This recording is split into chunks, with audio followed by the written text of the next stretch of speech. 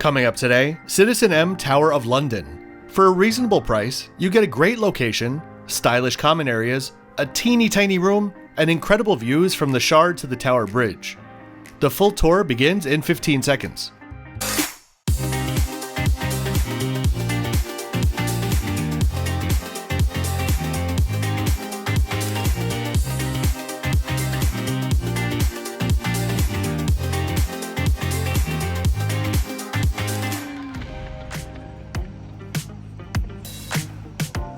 Hi there, if you're new here, welcome. My name is Kevin, and today we're going to be taking a look at why I think such a tiny room might just be okay.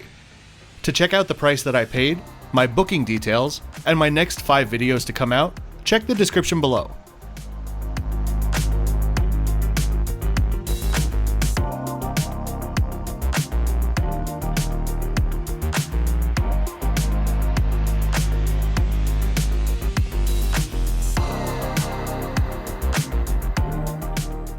citizenM is a chain of hotels that first appeared in Amsterdam in 2008. Walking into the lobby, we have a small coffee bar directly next to the entrance. Behind, we find a collection of living room styled spaces which provide for all sorts of seating arrangements and lead you to the automated check-in area in the middle of the hotel's ground floor. While there are always humans available to assist or just have a chat, check-in was a minutes-long process that assigned you a room and allowed you to add on extras such as a late checkout, before prompting you to program your own key, which actually doubles as a luggage tag as well. citizenM's philosophy is quote-unquote affordable luxury for the people. Now, whether or not they're luxurious, I guess is subjective. But no matter if you're in New York, Paris, or here in London, the prime locations are generally key to their success. Let's take a quick closer look. Located in the City of London, in the east of Greater London, the citizenM Tower of London is a great location for first-time visitors with seamless access to the Tower Hill Underground Station, which is literally under the hotel. Positioned directly across the street from the Tower of London, the hotel features some fantastic views from their Tower View rooms, which include the Shard and the Tower Bridge as well.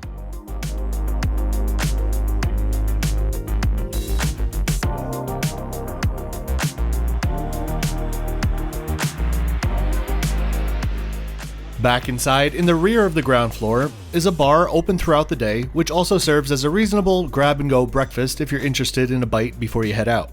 For myself, I favored a visit to Pret, which was just about a 5-minute walk away. Just adjacent were indoor and outdoor dining areas, which for the most part were used as informal meeting or office spaces, for guests who may not have wanted to be cooped up in their room all day long.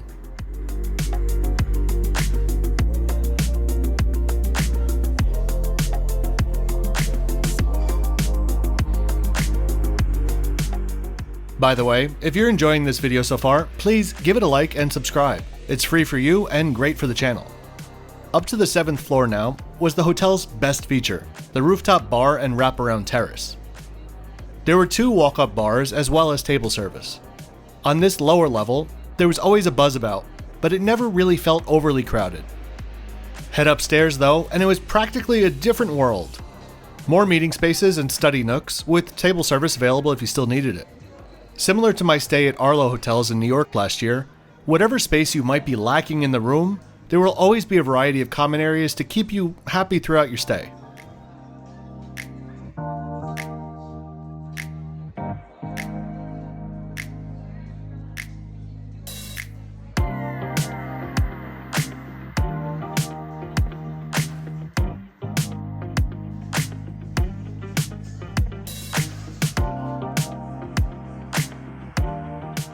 You know though that I'm a sucker for a good sunset view, so my chosen nook was on the outdoor terrace enjoying the evening as a bit of golden light fell over the Tower of London.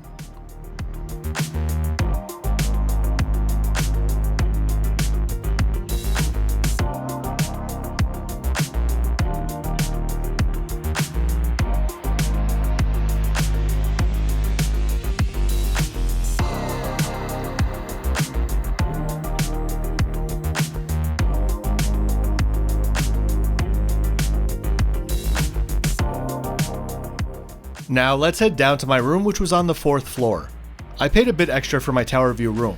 There were also non-tower view rooms as well as interior view rooms which looked into this courtyard. While I don't mind a tiny room now and again, I certainly wouldn't want one with an interior view.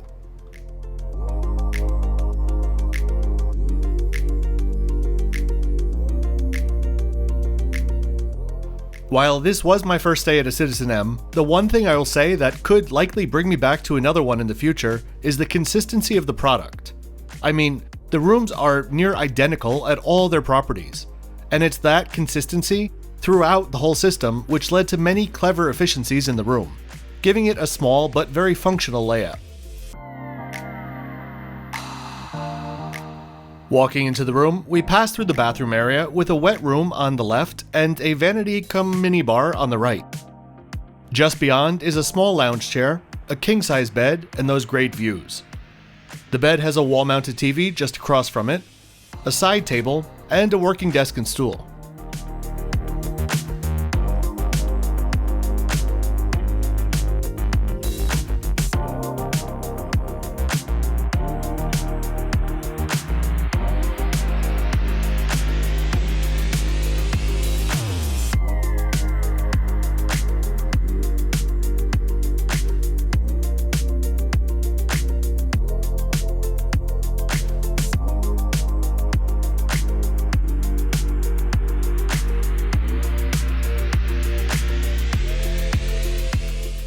The desk has a comprehensive iPad remote control system which can do just about everything from making your bathroom purple to opening and closing the integrated blinds.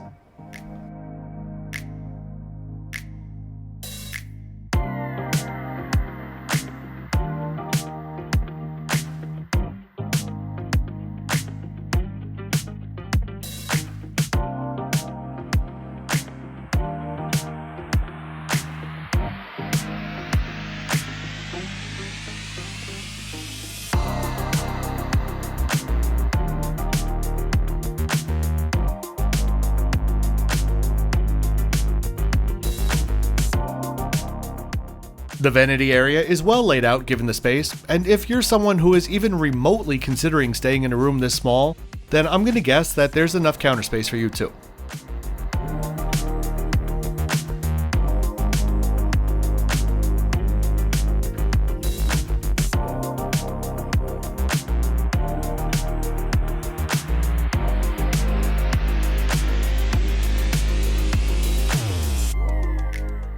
The wet room itself was spotlessly clean with a surprisingly spacious feel to it.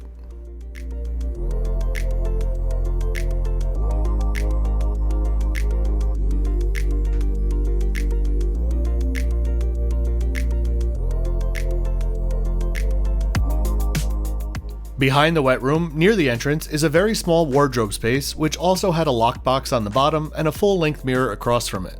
The storage area was supplemented by a really deep underbed drawer, which could easily fit most size bags if you're able to split them open like you see mine is here.